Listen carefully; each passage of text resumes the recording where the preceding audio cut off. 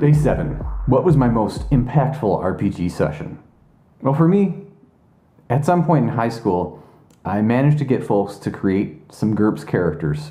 We sat down for something like an afternoon and had a fairly simple MacGuffin plot where the party was acting as couriers for one faction, but their cargo and their mission was subverted by another faction.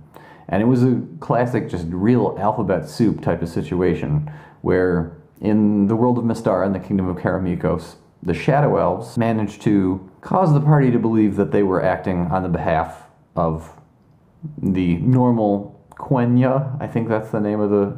I don't remember any longer.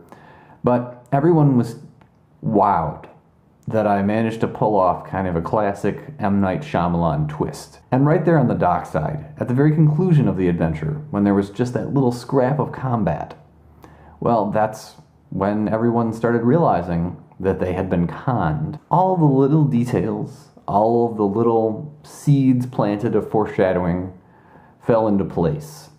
Sometimes you're really on the top of your game. Sometimes, for whatever reason, the distractions melt away, and sometimes the people that you were planning on running the session for and picturing in your mind's eye as the players that would navigate the details, those are the people that show up. You get to experience that magical combination of premeditation, improvisation, spontaneity, and surprise at what happens with the dice.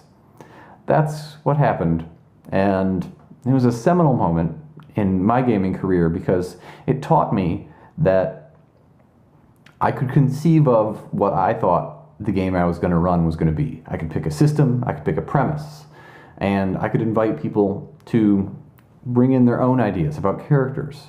We could talk about things. And the idea that a game was a creative endeavor that was focused on a particular subset of ideas, or it was an open-ended campaign that would evolve to discover those same things.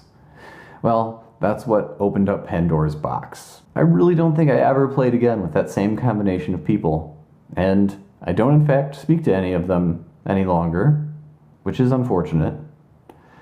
But that is a memory that I revisit because it's the first time that I knocked a ball out of the park.